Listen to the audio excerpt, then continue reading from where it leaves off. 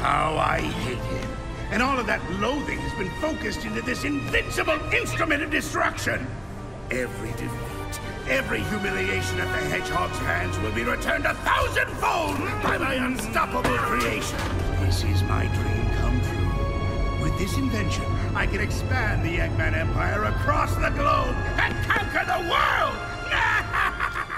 Guys, 2 Sonic games in 1 year. Why are we so #blessed? And both these games couldn't be any more different. Indeed. Sonic Mania was a fantastic 2D love letter to the original series. But this new game, Sonic Forces, is a more modern mix of 3D and 2D design. Compared to the classic platforming in Sonic Mania, Sonic Forces has some big red shoes to fill. Let's start with the story. In Sonic Forces, Eggman is at it again. Hell-bent on world domination, he has recruited a bunch of Sonics to achieve his fiendish task, such as Metal and Shadow, my favorite. And, spoiler alert, Eggman wins, thanks to newcomer Infinite Sonic.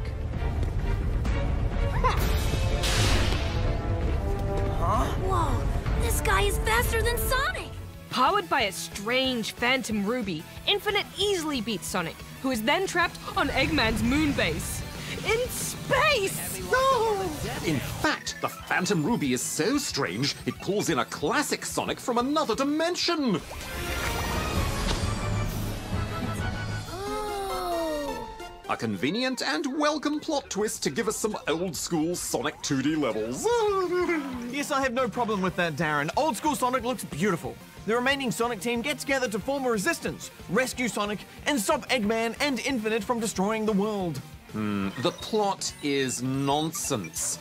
For example, most missions require you to simply run from one side of the map to the other, which hardly allows for much storyline development. Even so, I was impressed with the dialogue peppered throughout each level, and the cutscenes are exciting and well rendered. Still nonsense, though. Yes, I think you need to embrace the nonsense to enjoy it. But what's most exciting about this game is for the first time ever, you can actually make your own Sonic, kind of. Barjo, yours is weird. Weird awesome. Hey, don't be scared. This is your moment to shine. Fine. There's a bunch of different Sonic types you can create, and they each have their own bonuses. You will still play as Sonic from time to time, but a lot of the action is with your own Sonic avatar, who can use a funky weapon to blast enemies out of the way. Every now and then, your avatar will team up with Sonic. However, these sections feel a little awkward, as they try to cater to both Sonic's abilities and whatever weapon your avatar might be using. We reviewed this on PS4, and it is a great looking game with lots of detail and things always happening in the backgrounds. The action moves fast as you dash attack enemies and grind and swing about a variety of crazy fast levels. 3D Sonic is an acquired taste though, don't you think, Barjo? I do think, Rad. Personally, I've never been a massive fan of the 3D Sonic style. I just find it a bit jolty how you dash attack and how the camera moves so fast. I just find it a bit hard to keep up with it. Give me the old 2D drop and spin any day. 3D Sonic gameplay has improved over the years, but it is a very different style of platforming. Some levels in Sonic Forces are better than others. It's towards the end of this fairly short game that you start to see the weaknesses in the level design. The difficulty increases due to the game simply being unpolished, rather than levels requiring you to have more skill. I totally agree, Darren. However, I found myself playing more and more just to get the costume unlocks, though. That was almost worth it for me. There are so many of them, and I had to have them all. Just when I think your characters can't get any weirder, you find a way, Barjo. Thanks, Rad. Overall, I didn't have a great time with this game, and it wasn't the gameplay, it's actually the interpretation of Sonic and Knuckles and all of the characters and the voice acting. It just doesn't sit right with me. No, wait! It's something else. Gotta scan him and figure this out. And just after how good Sonic Mania was earlier in the year, I found this particular Sonic adventure a bit forgettable, so I'm giving it 2 out of 5 rubber chickens. Yeah, it's certainly a strange experience for people who aren't already fans of these characters and this style of Sonicking, but there were some exciting moments. I'm giving it 2.5 out of 5 rubber chicken.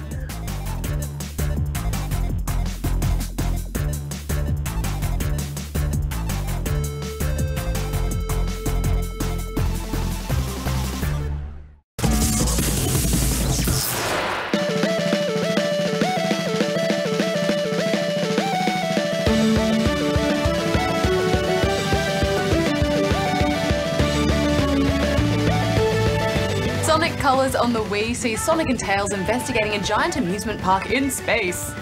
It's been built by Eggman, so the two assume he's up to no good, and they're right. Eggman is stealing aliens known as Wisps in order to use their energy for his own evil purposes. So it's up to Sonic to cause some chaos and jump on just about anything he sees, except spikes. I quite enjoyed the Sonic Simulator level, which has obviously been built by Eggman to work out how to beat Sonic. I have started building something very similar myself. Although the two-player modes included are not split-screen, and trying to work together in a fast-paced game seems illogical. I really like the music in that simulator level, Darren. Just really catchy tunes. In fact, possibly the best Sonic music since the original games.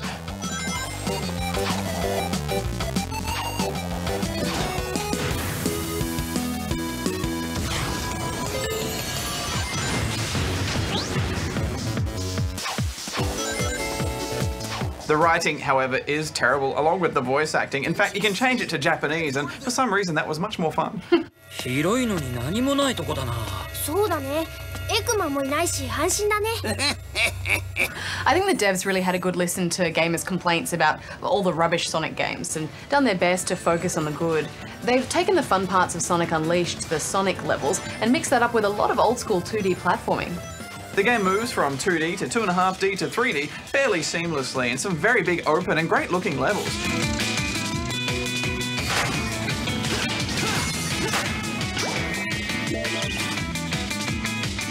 There's plenty to see if you feel like exploring, and there are just so many rings to collect, more than any other Sonic game, I think. But, you know, Hex, as I was running along, I could never quite get that X to slide right. Yeah, the controls are a bit fiddly and take a while to get used to, I think, especially the drifting. But I think the real hook of this game is the Wisps. As you play through the levels, you'll find more and more Wisps of different colours, each with their own abilities that play into the platforming puzzles. Blue changes blue blocks to solid, and vice versa. Pink turns you into a rotating Spike Sonic who can walk on walls. Yellow will drill into the earth. I think my favourite Hex was the rocket ship. Taking off is just so exciting, and then you get to skydive back then.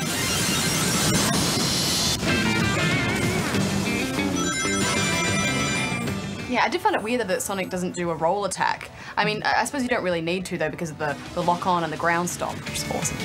Hex, I had a pretty good time here zipping about all those multi-layered levels, and most of the colour abilities are fun to use, but most importantly, you get a good sense of speed with this Sonic, which is important, I think. I'm giving it 7 out of 10 rubber chickens. Still not as good as Sonic 2 on the Mega Drive, though. That was the best Sonic of all time. Roger, that game came out in 1992. That's almost 20 years ago. I know. Still haven't got it right. Affirmative. Okay, well, I really enjoyed the boss fights, so a few more of them would have been nice, but otherwise I had a great time with it too. I think I'm also going to give it 7. Sonic belongs in the 2-dimension, really, doesn't he? Yeah. Affirmative. I agree. How long do you think it'll be before they realise that? I don't know.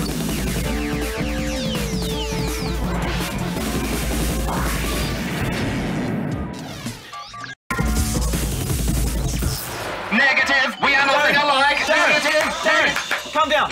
Eyes this way. Calm down. We need to talk about Sonic. Now, when I was a kid, you were either a Mario kid or a Sonic kid, and I was definitely in the Sonic camp. The skills learned playing those games have stayed with me for my whole life of gaming. All those jumping and skills and the dexterity and the platforming, it's helped me for a long time. Well, finally, after a long period of being horribly mistreated and playing sidekick to a host of other characters, Sonic is finally back in form with Sonic Generations. Generation starts with our favourite Blue Blur on his way to his surprise birthday party where all his friends have gathered to celebrate. Surprise! But storm clouds are on the horizon in the form of an unknown force that has something to do with time. Before he can even finish his hot dog, this time monster kidnaps all of Sonic's friends, and he must journey into different portals and restore time and space in order to rescue them. It's not the sort of story you're going to need to follow very closely, but then again, I don't think the developers were intending to create a complex narrative with twists and turns at every corner. But that said, it's a solid story that really treats Sonic with the amount of respect he deserves, I think. Very quickly, you find yourself in Limbo, which is your gateway to 9 different story missions, which have 2 playthroughs, as Classic Sonic and as Modern Sonic. As Classic Sonic, you play in the familiar 2D side-scrolling platform, breaking item boxes, jumping ledges, and speeding your way around newly designed worlds from Sonic's past. As New Sonic, you play through the world in a 3D homing attack format, which is much faster and has a lot more to dodge and swerve through. Each level is quite short, but you may find that this is actually a good thing, because if you haven't played a lot of Sonic, then you'll probably die often.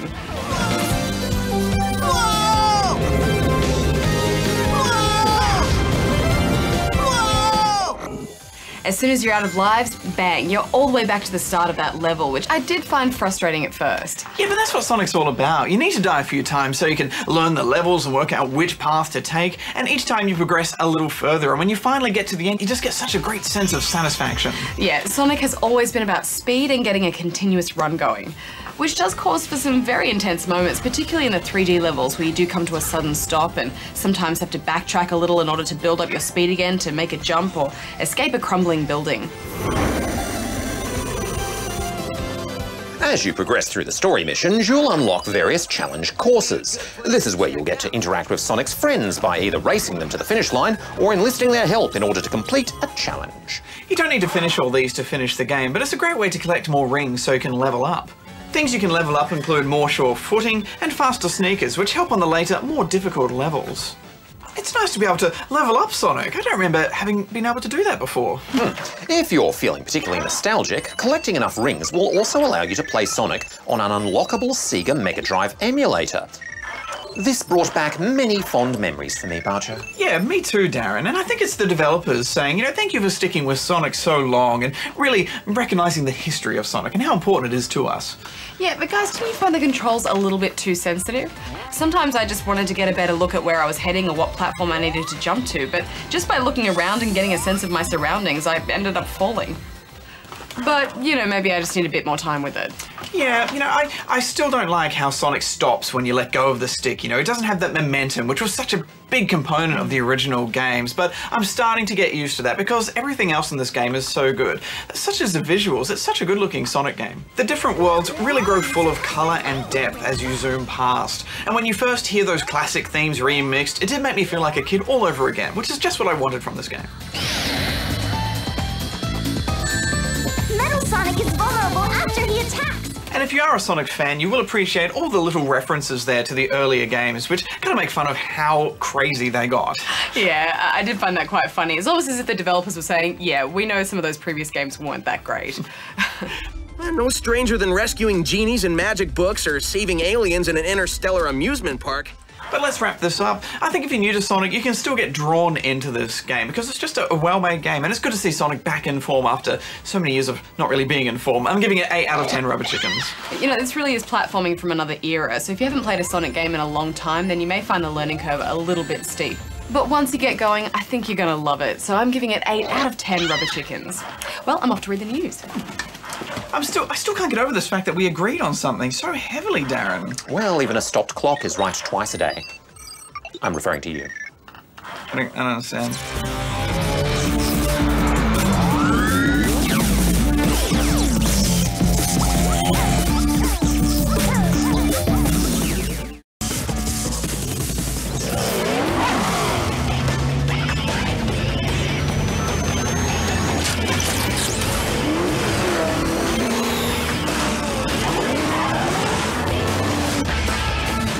Sega, the House of Sonic, has teamed up with developer Sumo Digital in an attempt to create their own version of a kart racing game, meaning that we can get all nostalgic over our favourite Sega characters while vying it out for first place in an epic kart-on-kart battle.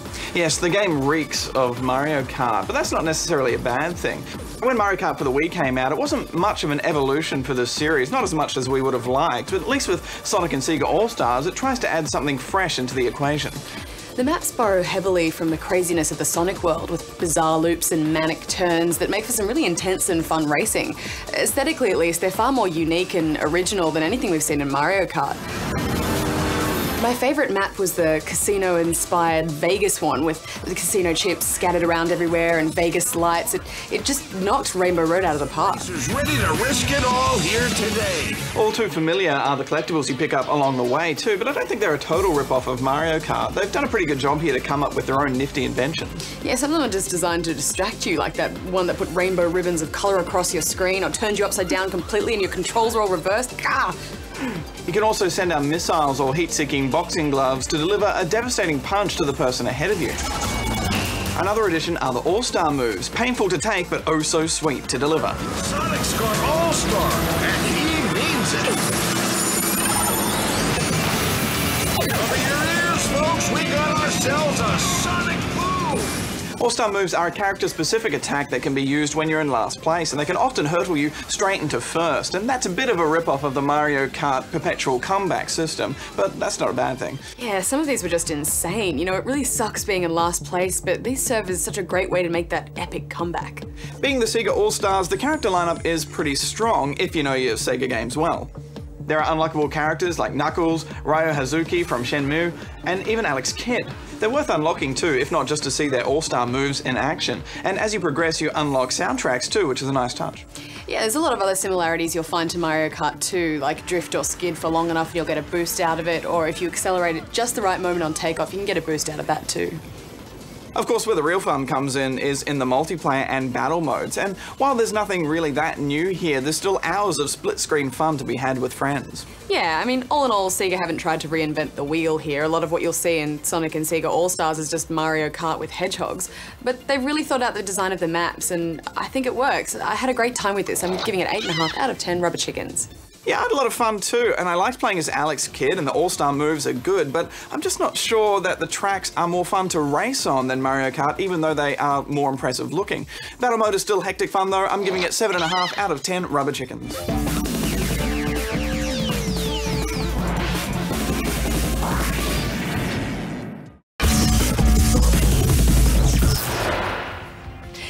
If you've missed the little blue hedgehog and think it's about time he made a comeback, well, you're in luck. Sonic 4 is here. We're just getting the first episode to whet our appetite initially, but it's quite simply more of the side-scrolling platforming Sonic that we love and remember. Indeed. Recent games in the Sonic franchise have seen Sonic take on a more three-dimensional form, none of which has been particularly successful. Finally, Sonic is back in his 2D realm where he belongs.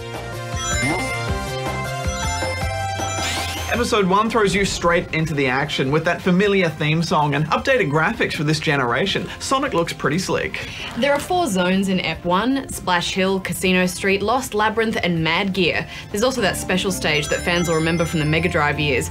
Once you've played through all of Splash Hill though, you'll actually unlock access to every stage in each zone, with the exception of the boss battles, of course. I like that they haven't done anything too crazy with this one, Hex. You know, maybe it's because whenever they try anything different with Sonic, it just doesn't work as well.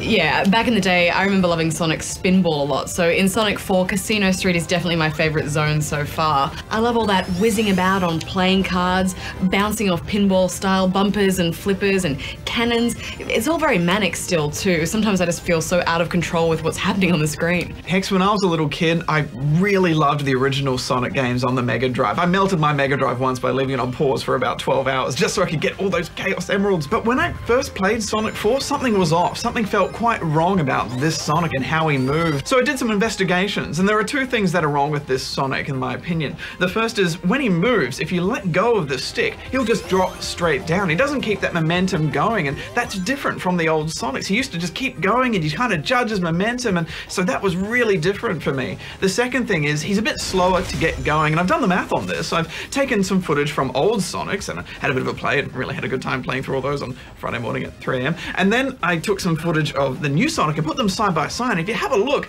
I discovered that Sonic actually takes 2.29 seconds to get up to full speed in Sonic 4, but in the older Sonic, he took 2.05 seconds. And that's a big difference in my opinion. Oh, Barger. Putting aside the flaws in your mathematics, and there were quite a few, you have to realise that these changes to the control scheme have been made for a reason. This new Sonic game is much more of a puzzling platformer, and these changes are there to facilitate that. I have to agree with Darren. I really liked that he could stop so easily. It meant that you could avoid potential death traps like spikes or hidden enemies, and you just have so much more control over him in general. I guess for me though, Sonic was all about that momentum, and changing and messing with my guy, I feel like he doesn't have that momentum anymore, and to me that was key with Sonic. I didn't mind his double jump though. I thought that was a nice addition. I loved the double jump. I like his little red shoes. There's still a time limit on everything, which is stressful, as well as some pretty hectic puzzle elements, which are so frustrating, but in a good way, as well as those familiar boss battles with Dr. Robotnik, Eggman, or whatever his name is, so I don't think fans could be too disappointed with that. It is, in fact, Dr. Eggman, Hex. Alright, but why does he have to change his name? Can't we just call him the villain formerly known as Robotnik? No, Eggman. I don't know how to feel about this Sonic, Hex. I just couldn't get used to him. And I think I compare it to New Super Mario Bros. Wii, which was a pretty good game because they didn't mess with anything, they just layered on top of it. But I feel like they've messed with the core of Sonic and the way he moves, and I just couldn't get past that. So I'm giving it 5 out of 10 rubber chickens. I think you're wrong, Barjo. I think they did a pretty good job with this reboot. I really liked the additions and I didn't mind the changes. If you've never played a Sonic game, I think you should give this a go. Maybe if you're stuck in the past like Barjo, then just give the demo a go first, but I'm giving it 7 out of 10 rubber chickens. Stop doing that. But he's lame. Sonic's cool, Darren. No, he's lame. It's cool. Lame. You're lame. Oh, You're lame. It took too long, I won! I won that battle, that voice battle, that dialogue battle I just had. I won. I kicked Darren's robotic square-shaped, whatever, spot.